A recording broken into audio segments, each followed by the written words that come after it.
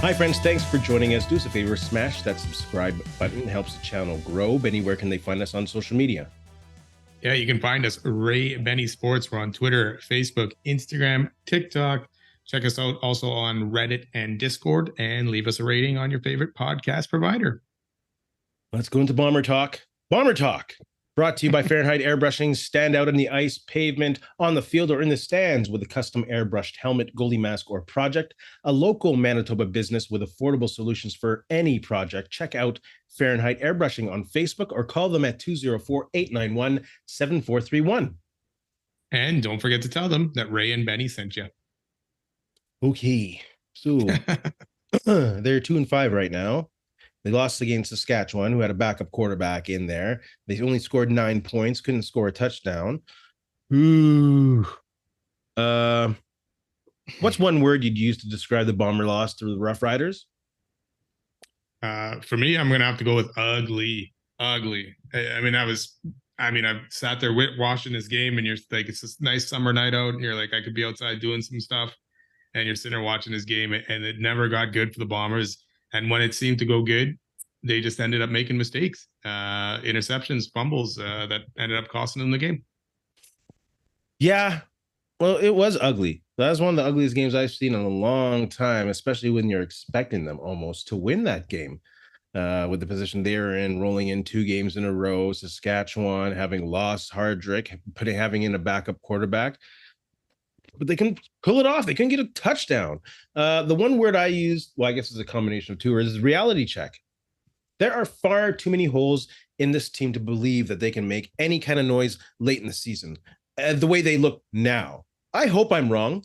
I hope I'm dealing with a situation where I look like a fool saying this online. But you know what? They got older and they lost more talent than they brought in. And I was saying that in the preseason. I said it was ridiculous that folks were taking Montreal as an odds-on favorite to win. Winnipeg to win the Grey Cup. And it was Montreal that should have been, because I don't know. I just think it's a reality check. This is what happens. It's kind of what some people expected. It's not shocking. It's not shocking the way they're performing right now. It's shocking that they lost this game specifically, but come on, let's be real. It's funny that you say that, because it is kind of a reality check for me, because I still was keeping the faith with the Bombers, and then they won 2 in a row, and I'm thinking, okay, they're turning around. They should be able to go into Regina here and beat Saskatchewan, but unfortunately they did not. And for me, the offense seemed worse than it has all season. And I know Saskatchewan has a very tough D against the run, but against the pass, they were giving up close to 300 yards. And I know Collaros ended up close to that.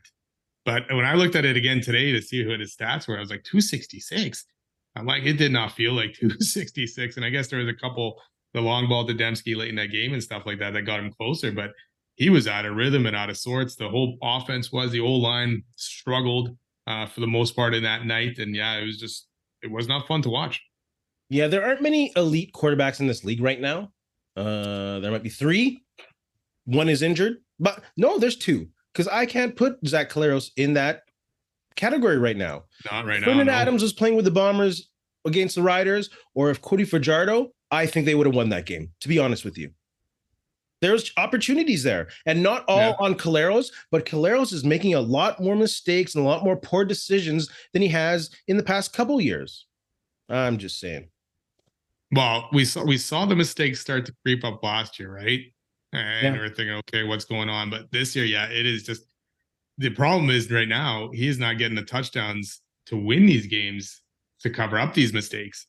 Nope. You know, like the interception that he threw when they were in at least field goal range on the 25 in that second half. Yeah, on the 25. The missed ball to Ontario Wilson, who had a step on the receiver or on the DB and would have probably been gone for a touchdown. He's missed a lot of those. And then another throw to him along the sidelines that was late and high that allowed Milligan to come in and break that up. You know, there's a lot of plays and uncharacteristic plays. And like we've talked about, maybe Father Time is starting to catch up with him. And now it's exaggerating from last year. The interception on the 25-yard line, when they had the ball in the 25-yard line, I think was like the symbol of what's going on with the Bombers right now. He had Ontario Wilson open in the flats. He had Drew Wolotarski open on the 10-yard line. But what does he do? He runs out of the pocket, throws across his body to Dembski, who's in double coverage. It's mind-boggling to me, and that's not Buck Pierce's fault. And I got a few things to say about Buck Pierce, but it's plays like that make you wonder where he is in his career right now.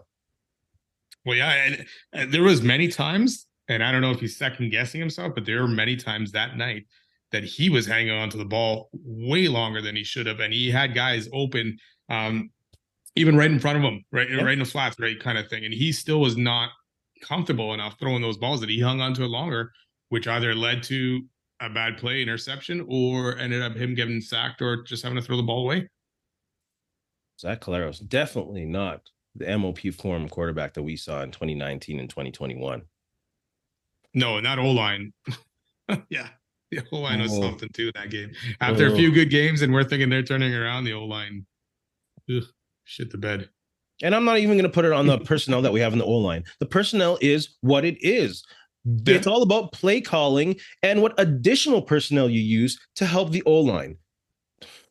Oh, sorry, go ahead. No, go ahead before I move on.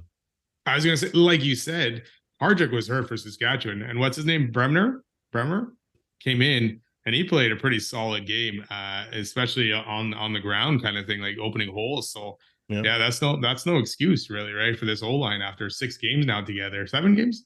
7 games. 7. Yeah, 2 and 7, 2 and 5, right? Yep. They need to be better. Yeah, they're the only team that's played 7 games to this point. Which is definitely not an excuse for 2 and 5.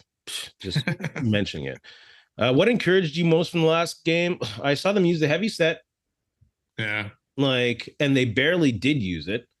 And I want them to use it more. So there's that. And Kesty was awesome. Like, it sucks when every week the best thing about your game is the kicker. Other than the Ontario Wilson performance. Like, let's be real. Sorry to be so negative this week, but come on, look at this. Look at this. What did you think about the 61-yard attempt? I questioned it at the time. Like, there's a lot of time on the clock. Let your defense play the field possession game. But the fact that it was 61, he hit a 60-yarder. I'm not too, but the time of it was questionable coaching. Yeah, I mean, I have faith in Castillo hitting that the way he's been going, but at the same time, I'm like, if that ref didn't get away in the way of Alfred, maybe Alfred catches that on the fly and Alfred's gone, right? Yeah. Like, you're risking a potential return on that because it's so far away. So, I don't know. I trust Castillo. I didn't like the call though. Totally. Encouraging for me. I mean, there wasn't a lot. Yeah, but I'm going to say Taiwan Garbett. He helped with that pass rush quite a bit. Yes, Shea Patterson still had a decent game or a good game, but he actually looked like he was getting some pressure here and there. I didn't like his holding call that he took late in the game kind of thing. But I like the way he performed, and hopefully that's just the first step in him getting more comfortable in the game. Yeah, he's a solid combination of Willie Jefferson there. Yeah. Except the interior D-line is still questionable, man. They gave up some big holes to freaking Ouellette, who really struggled this year until this game. Yeah, over average 5 yards a carry, I believe. Yeah. Was the Bighill hit dirty? No, it wasn't dirty. Like, earlier in the game when Collaros threw that stupid interception, he got hit soon after he threw the ball. You don't want to get hit, get rid of the ball. Don't leave yourself vulnerable. It's not a dirty hit. It is what it is. It happened. Yeah, I agree with there. It's not dirty. It was necessary, probably not. But at the same time, man, what were you doing? What was Shea Patterson doing there? Running, you had 5-6 seconds, whatever to kill. You're running back. You're still hanging on to the ball, and then you throw it away, and then a second later you get hit. You know what? You put yourself and the team put themselves and their quarterback in harm's way for something stupid like that to happen. Mm-hmm. Make your play, take your knee, throw the ball away, whatever you needed to do quicker, and this never would have happened. So yeah, no, nothing dirty about it to me. Put the short yardage quarterback in if you want. That too, right? I mean, or just freaking punt it away, whatever. You know, if you don't want your quarterback to take an unnecessary hit, or teach the guy, hey, freaking throw it away when you're supposed to, not hang on to it longer. Absolutely. Like, whether they punt it, what's going to happen? You punt it out of bounds. If you punt it to the guy, you can't get a 10-point play. No, exactly. Even if he took that back, it's still game over. Stupid. You know, like, stupid. And of course, I get the Rough Riders being up in arms. I was up in arms last year when Collaros got smoked late after and at that Edmonton game where Dru Brown went off. But so I get their position too. I get it. It's no hate on the Rough Riders.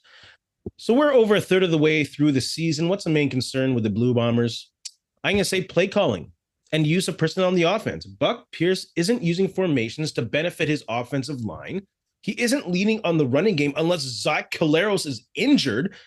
Like, what happened to the running game last game? It was great that they got Oliveira involved in the passing game, 9 for 90 or 9 for 80 something, 88.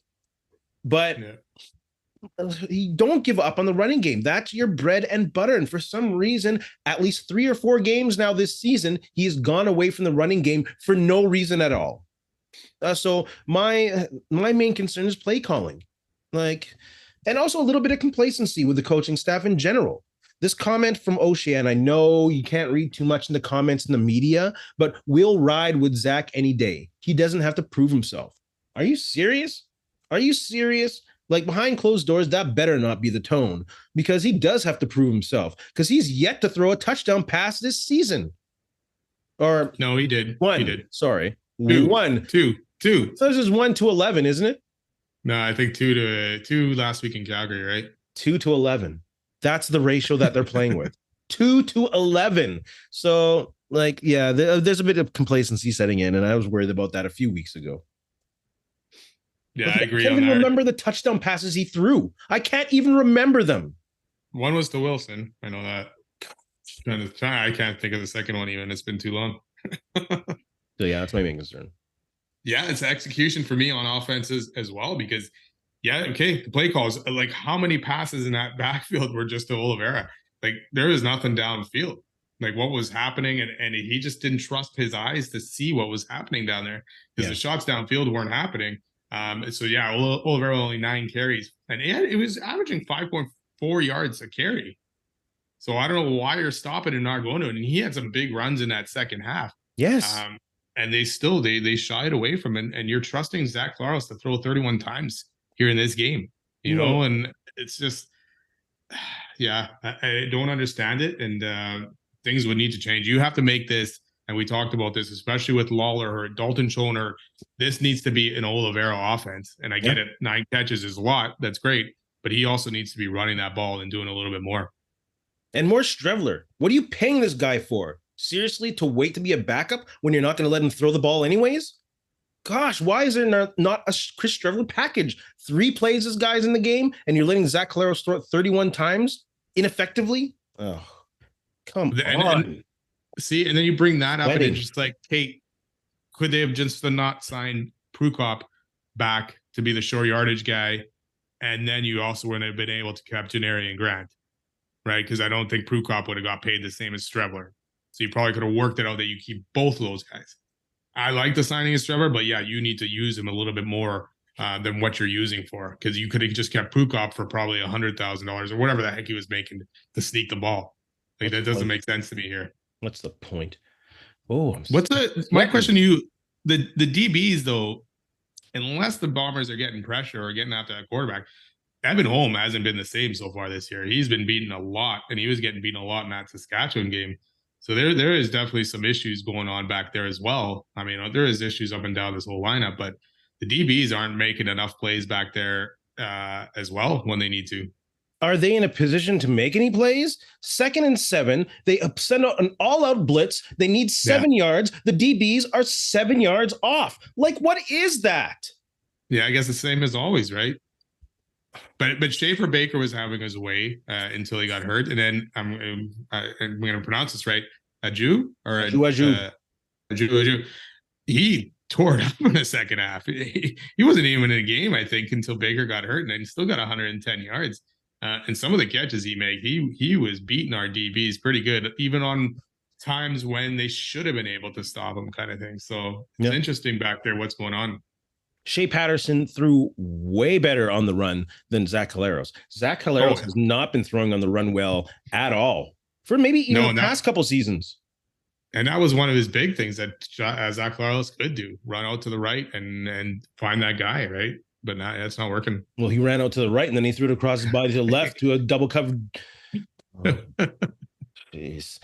What do the Bombers have to do to beat the Argos? On offense, they just take what the Argos give you. I know they're lacking deep plays, but the Argos aren't going to give you deep plays. But they are going to give you accuracy to things underneath. They're the second highest completion rating against opposing QBs. So they have to take advantage of that. Take what they give you. Maybe it might be a 10 reception game for Oliveira, but they can't force anything down the field. They have to use the running game. They have to chip away at their defense, and they have to chew up the clock. That's what they got to do on offense to win. Yeah, they have to get up, but Saskatchewan coming in too was very bad against the pass, and then they're able to shut down Winnipeg's passing game and not let it get into rhythm. So, yeah, they got to go at it. They got to use Oliveira. Butler last week against Toronto, 4.5 carry average. If you can get that on every down that Oliveira's carrying it, and then probably a little bit more. You got to let him eat a little bit and start getting after it, because Toronto's got a good D. They're going to be tough. And the O-line struggled last week against Saskatchewan. Toronto's got some guys that can come at them and bring the heat. That defense is tough. They're no joke. They're still strong even without Corey Mace. On defense, they got to stop Kadeem Carey. No, they will probably be feeding him the ball all day. Who knows who the quarterback's going to be? It might be Dukes. It might be Arbuckle. Because Arbuckle saw some action. He came and scored a touchdown, didn't he? Late. Yeah, I was just looking at this now. Yeah, he might be playing. So who knows? It doesn't really matter who's playing. They're going to lean on Kadeem Carey. So the D line needs to pick up their game against the running game. Biggie needs to be strong in the middle. Like, there were a couple plays where Biggie actually did pop Woulette, but I don't know, man. Is he still a difference maker in the middle as he used to be? Man, there was a play in that game where he was on, I can't remember what receiver, and he could not make the tackle after the receiver caught the ball. So Biggie of the past probably would have got that guy. So I'm kind of the bad thing is the only time we're really hearing his name so far this season is over this hit, right? This hit at the end of the game. We haven't heard his name enough this season for the level that we always did with Bighill, right? So yeah, he's losing that step as well.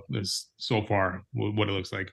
And you talk about the secondary, man. That touchdown pass that Patterson got to the fullback. They use a heavy set, and nobody watched that fullback come out in the tight end position. Both Deatrick Nils and Bonds took the flats. And that's not I don't think that's a play call breakdown. I think that's a player making a goof there. It might have been Deatrick Nichols not backing off and seeing that tight end go by him. But man. Well, that's the thing, right? And there's been they give up some big plays all the time. They could be playing some solid D, and then all of a sudden something breaks down and they're giving up a 40, 50-yard play. And it was happening again with Shea Patterson. He had a run one time, right? Yeah. Where he went for a lot, or a broken down play where he took off. And even on broken down plays where he ends up finding an open receiver and stuff. So there's a lot of breakdowns, and they only give up 16 points. So the team should be able to score enough to win this game, like on offense, right?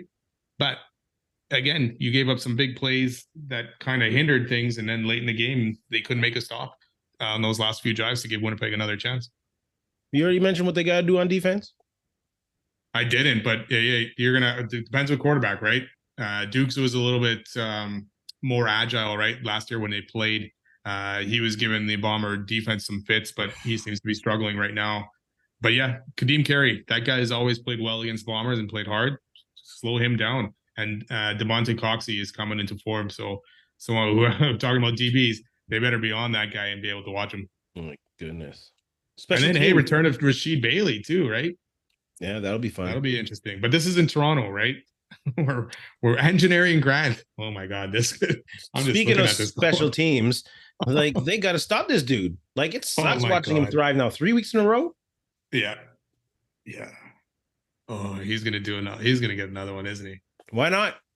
Yeah, he is totally gonna. Yeah, stop denying Grant. The Bombers again. Return game, yes, got more yards than normal, but still wasn't very exciting or anything. Cody Case did a little bit better, but never was I sitting on the edge of my seat going, he's going to break this. So Argos give up the longest kick return average against, and they've also given up the second most big play returns in the CFL. Okay, so we'll see. You like our chances here? to return something? Why not? Why not? Let's go into quick shots. If you can pick any defensive player to start a CFL team with, who are you taking? I'll go with Adarius Pickett. I really like that dude. He's a game changer in stopping the run, stopping the pass. Probably should be the highest paid defensive player in the league in my books. You know, I'm going to go back to the Bombers. I don't care. I know it's quick shots. I kind of want to see the Bombers move Cramdy to safety and see Brian Cole as a Sam linebacker. I'm just putting that out there. I'm just saying. Why not? Mm-hmm. Just went backwards and then just say it. Defensive player. Let's go. Are we talking about right now or a guy in his prime kind of thing, right? Right now. Yeah, you can't go pick Tyrone Jones. No, that's not allowed. No. Like playing now, but not. I'm going to pick Willie Jefferson because I love the way the guy plays, but I'm saying he's closer to the end of his career than the start of his career, right? But dude, motor is always going. Look at him right now, even with this team. Yeah. He's doing the best that he can with a bunch of new guys on the D line. Sorry, Jake Thomas, not Jake Thomas, but a bunch of other new defensive end on the other side. So he's doing everything that he can, and he's still playing at a high level. So I think he would bring that to any team, and would be a good start to a defense if you're creating a team. When will the Elks? I pulled up the Elks schedule, and when will the Elks win their first game? I'm gonna say their next game, Sunday against the Ticats. They're gonna win that one, and that'll be their first game that they win. Yeah, it's got to be one of those ones, right? Because they play the Ticats this week, and then again in 3 weeks or 4 weeks, I guess. But because if they lose this week, they're probably not beating Saskatchewan and BC. I'm going to go with the second time they play the Ticats. All right. At least they're going to get one. Are you a Jake Maier believer after this last game? Yeah, I mean, he's starting to turn it around. He did well against Winnipeg, and I'm trying to remember who they played right before that. Was that BC when he did not play well? No, he played BC now. There was that one game, maybe Scott. I can't remember who they played, but yeah, he's starting to turn around, and you're playing a very not a tough defense in BC, but a good defense in BC that has been playing well lately, and he did a good job. I'm not quite convinced yet. I've been fooled too many times. Dave Dickinson's been fooled too many times. If he can play like this the rest of the way and win a home playoff game, then I'm buying in long-term to this guy. But anything less, I'm still not a believer yet. Wally Buono commissioned for the day. He might consider bringing back American expansion. Would you? No, I would like to try finding the first, if you can do number 10 here in Canada, and go from there and see how that is going first before you look at any U.S. expansion. But right now, no. I'll go yes. And go with what you learned from the first time in CFL expansion. If they imagine the CFL just expanded to Baltimore and had all their efforts into Baltimore and that market, and that would have been it. So if they need one team and focus on, I don't know, Portland, find that sports market, get your place in there, grow a following, I think they should really reconsider it, because the markets in Canada, they're not ready. They're not ready. Does the CFL have an officiating problem? Yes. And it wasn't just against Bombers. Yes, there was the pass interference in that game. I think there was 2 against the Bombers, at least, and 1 against Saskatchewan, were mind-boggling. And because O'Shea wasted a challenge, he couldn't go back and review it. The league should be calling down from the top on these ones and saying something, because some of these plays, nothing happened. The guys barely touched each other, and you're calling it, and they're big plays and big swings in these games. Yeah. They do have an officiating problem, but I don't know if they have the money to fix it. You get what you pay for. Like, a lot of these officials are losing money sometimes. Like, they don't make a lot of money refereeing these games. It's not a career. It's a side thing that they love to do. Not like an NFL official who makes 6 figures and can train and be retrained over the years because they're being paid a decent salary. Like, this is side job stuff. I don't want to swear. Well, even the NFL is not full-time refs either. And I know they do get paid more, but they're not full-time either, which is a lot of people complaining about that too. Make these guys full-time so that this is what their only focus, right? Wasn't Ed Hockley a lawyer? Yep. Yeah. So it's like lawyer during the week, ref on the weekends. Well, you have like a ref in the CFL who's a partner in a software. Yeah. Like Oh, for sure. all across the whole body of work, whatever jobs, but they still get paid garbage, and you get what you pay for. Not that they're garbage, but the investment in officiating. I know they've been trying to grow officiating in CFL. This is not quick shots. We're going on too long. You looking forward to the Summer Olympics? No. I mean, the Olympics to me, I don't really care. I might watch like some soccer and stuff like that, but other than that, no. And 100 meters. Yeah, I'm gonna say more than usual. I usually follow track and field and some other sports here and there, but I think I'm really following the men's basketball team. They really look strong this year, so I want to see them kick America's ass, hopefully. And I want to see breakdancing. I don't give a F what anyone says. Breakdancing, that's me in like in the 80s watching and listening to Herbie Hancock. So I can't wait to see that on the big stage in the Summer Olympics in Paris. Top 3 running backs. I didn't even know that was added. Sorry. Hell yeah. Yeah, top 3 running backs in the NFL. I got Christian McCaffrey, Jahmyr Gibbs, and Kyren Williams. You know, McCaffrey, no argument. Jahmyr Gibbs, 5.2 yards per carry. This guy makes big plays, and he's also a solid receiver. And I'll go Kyren Williams with the Rams. Also 5 yards per carry. Led the league, I think, in yards per game and would have had a 1,600-yard game season if he was a full-time starter from the beginning. So those are my 3. Yeah, I got to agree with you on CMC, Christian McCaffrey. I would throw in Jonathan Taylor there of Indy, coming off an injury, 4.5 yards per carry for him. Yeah, 3rd. That's interesting. You know, I'm excited to see what Barkley can do with the Eagles. I think he's a very talented running back. So maybe I'll throw him in that 3rd spot right now. Where's Swift? Chicago. Ooh. All right. Oh, Benny, you have anything to say to our friends? Ooh, that was a brain fire right there. Forget where we were. Let me ask you a question. I should have asked you this earlier. Should the Bombers have kept Dru Brown over Zach Collaros? Well, obviously, yeah, now. The way Collaros has regressed so much over the offseason, that's an easy one to answer. Yes? Yeah, I got to say the same thing right now, watching the two of them play, right? Because then Dru Brown is like not lighting it up, but he's putting up some good numbers in Ottawa and helping the team win, right? And and not making mistakes, not throwing interceptions, that kind of thing. Whereas Zach Collaros is, and as we go back to the Danny McManus thing, right? Where he kept Dunnigan over McManus, and then look what happened, right? So it's interesting. Well, but other than that, have a good week, I guess. In the words of LeVar Burton, we'll see you next time. Hey, friends and neighbors, don't forget to check us out online on Facebook, TikTok, Instagram, and Twitter at Ray Benny Sports. And don't forget to check out our YouTube channel. Leave a like, leave a comment, tell us what you think.